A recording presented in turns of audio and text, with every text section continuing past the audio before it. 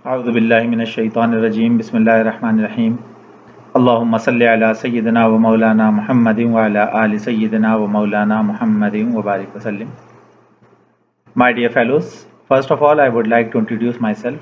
My name is Yasin Ahmad Minai and I am serving as a full-time faculty member in Institute of Business Administration IBA Karachi, and this is my 21st year of university teaching, and during this particular period I have received some honors and awards by the grace of Almighty Allah. One is in the form of Best University Teacher Award I received in the year of 2008 from HEC Government of Pakistan, and then recently in December 2019 I have received the Best University Teacher Award from my own institution in the last convocation. So today's topic is about to study some research methods, writing skills, and also a flavor of decision science. This particular course has been designed for especially for those who are very much beginners in this field. So I will try my best to elaborate these concepts, and in anticipation I would like to tell you that this particular workshop, this particular lecture will be divided into 3 phases, in which the first phase is about the personal development, the brain training or the lateral thinking skills. Because it is my belief, बल्कि मेरा नहीं बल्कि काफ़ी लोगों का ही belief है कि जब तक आपका अपना ब्रेन सही से ट्रेन ना हो और ये सही से फंक्शन ना कर रहा हो तो काफ़ी आइडियाज़ जो हैं वो रास्ते में ही रह जाते हैं, वो पूरे नहीं हो पाते। तो मैं कोशिश ये करूँगा कि थोड़ा सा वार्म अप दूँ आपको, क्योंकि ये एक बहुत बड़ी फील्ड है, एक समंदर है पूरा। लेटरल थिंकिंग पे so many instructors are working right now, और मुझे ये बात पता है। मेरा स्टाइल थोड़ा सा अलग है, मैं थोड़ा सा अप्लाइड और हैंडी वे में चलता हूँ। तो स्टार्टिंग फ्रॉम द अच्छा, मैंने आपको बता दिया, पहला तो लेटरल थिंकिंग का होगा, दूसरा मैं फ्लेवर आपको दूंगा कि रिसर्च वगैरह के बारे में कि किस तरह से शुरू होती है, कैसे इनिशिएट किया जाए इसको, और उसके बाद then I will tell you something about statistics, क्योंकि स्टैटिस्टिक्स एक कोर कॉन्सेप्ट है। It is also said to be the meat of analysis, meat of research paper. जब कोई सिनॉप्सिस या रिसर्च आर्टिकल लिखा जाता है तो उसके अंदर डिस्क्रिप्टिव और इन्फरेंशियल मेथड्स अगर यूज ना किए जाएं, तो इस दौर में भी इंटरनेशनल पेयर रिव्यूअर्स जो हैं वो हमारे जो रिसर्च आर्टिकल्स हैं उनके ऊपर ये ऑब्जेक्शन लगा के वापस करते हैं कि perform some statistical analysis over it. तो स्टार्टिंग फ्रॉम द बिगिनिंग, सबसे पहले जैसे एज आई टोल्ड यू कि मैंने सबसे कहा कि सबसे पहले मैं आपको डिसीजन सिस्टम या डिसीजन मेकिंग अप्रोच की तरफ लेके जाऊंगा। तो मेरा आप लोगों से एक सवाल है कि what do you think about decision making? क्या होता है decision making, decision system? Any idea? आप लोगों के जहन में सवाल आ रहे होंगे, आप चाहें तो मेरी वीडियो को पॉज करके सोच लें पॉसिबल आंसर्स। तो आपके जो आंसर्स आएंगे मेरे पास वो यही होंगे: कुव्वत फैसला, अच्छा चूज करने की सलाहियत, best to be chosen right from optimal approach है ये, best to be chosen from the given set of outcomes. जो भी सिचुएशंस हमारे सामने मौजूद हैं उनमें से बेस्ट है हमारे सामने, वो हम चूज करते हैं। तो इन तमाम डेफिनेशंस के अंदर जो आप लोगों ने सोची, जो मैंने आपको बताई, इसमें one thing is missing which is very important and it is said to be the time, वक्त। आप जानते हैं ना वक्त के बारे में, वक्त पर कतरा बहुत है अब्र खुश हंगाम का, जल गया जब खेत तब बरसा तो फिर किस काम का। इसके अलावा आपने ये भी सुना होगा, अब पछताए क्या हो बच जब चिड़ियां चुग गई खेत।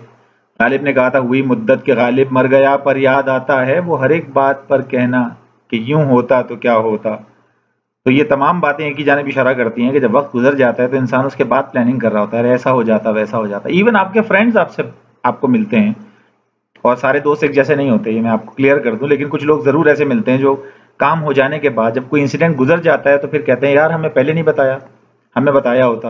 Believe me, if you are having ability to reverse that particular time and stand on the same position of problem, तो बिलीव मी, अगर आप उनको कॉल करके देख लें या उनसे कोई हेल्प मांगे, they will not help you. और ये कंफर्म बात है, ये फैक्ट है। तो you have to help yourself, आपको अपना प्रॉब्लम खुद सॉल्व करना है, आपको अपना महाज, अपनी जंग खुद लड़नी है। तो खुद क्यों नहीं काबिल ले जाते? लिहाजा हमें डिसीजन सिस्टम के ऊपर थोड़ा बहुत समझना और पढ़ना जरूरी होता है किसी भी चीज के लिए। किसी भी फील्ड में आप काम कर रहे हो, इट इज नॉट प्रिसाइज और स्पेसिफिक टू रिसर्च ओनली, ये एक समंदर है। जाहिर है आप जिस फील्ड में भी निकले, सबसे पहले आपको अपनी लेटरल थिंकिंग और डिसीजन मैकेनिज्म जो है उसको सही करना जरूरी है। अब अगर इसको एलिब्रेट करें तो मैंने somewhere on the open source मैंने ये इलस्ट्रेशन ली and I found it very valuable.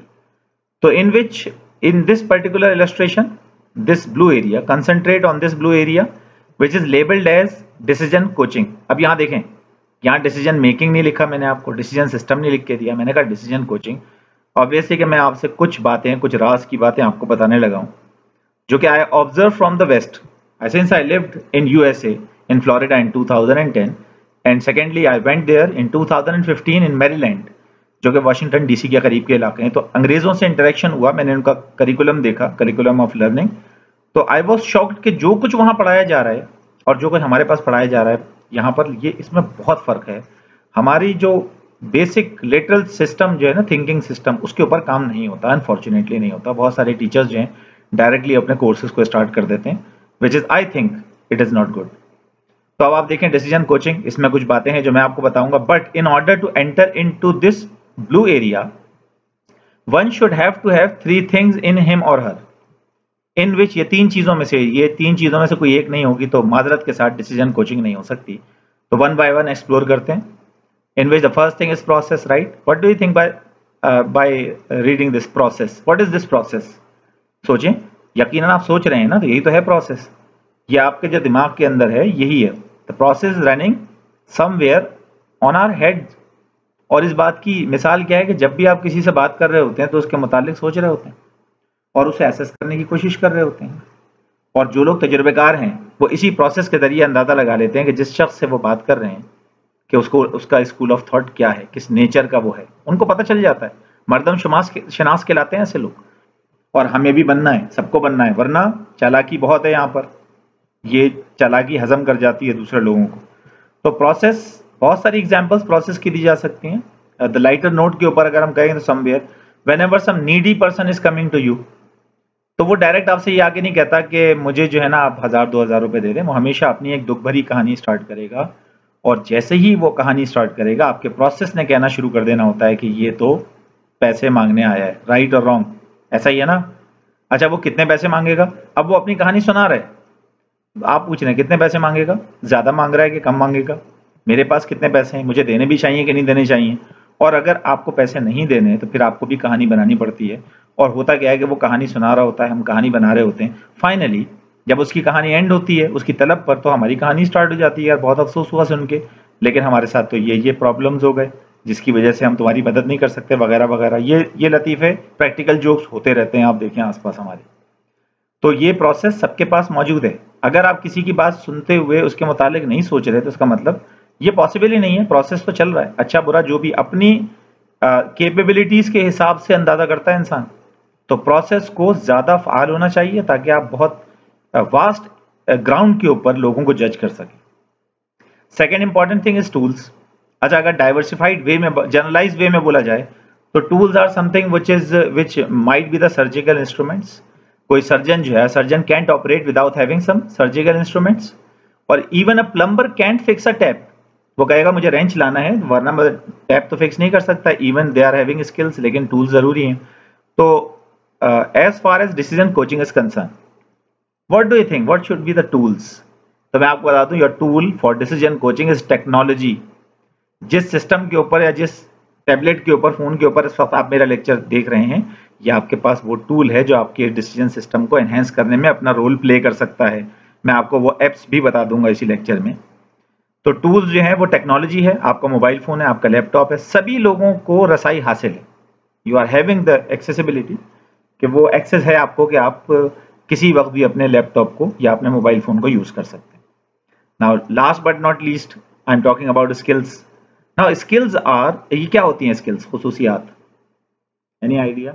Skills are further divided into 2 categories. ये स्किल्स 2 कैटेगरीज में डिवाइडेड हैं। वो कैटेगरीज हैं traits and characteristics. Now what is the difference between traits and characteristics? Any idea? No idea? तो मैं आपको बता रहा हूँ। Traits by birth वो क्वालिटीज होती हैं जो इंसान बर्थ के साथ लेकर आता है। यानी अगर पेरेंटल स्किल्स उसकी बहुत ज्यादा हैं तो उसके जो 4 फादर्स हैं वो बहुत जीनियस थे, तो यकीनन उसके अंदर जीनियस होने के चांसेस मौजूद होंगे। तो अगर कोई किसी के वालिदैन या 4 फादर जीनियस नहीं है तो वो दिल तो छोटा ना करे, बल्कि वो ऑब्जर्वेंट हो जाए, वो सीखे। जिस तरह आप लोग मेरे लेक्चर से सीख रहे हैं, इसी तरह आप मुख्तलिफ लेक्चर से सीखें और सीखने के साथ साथ अपनी कैरेक्टरिस्टिक्स को डेवलप कर लें। इन शॉर्ट, हर ह्यूमन के पास ये 3 क्वालिटीज मौजूद होती हैं, लिहाजा you all are eligible to go into this decision coaching. अब नेक्स्ट वीडियो में मैं आपको फर्दर गाइड करता हूँ।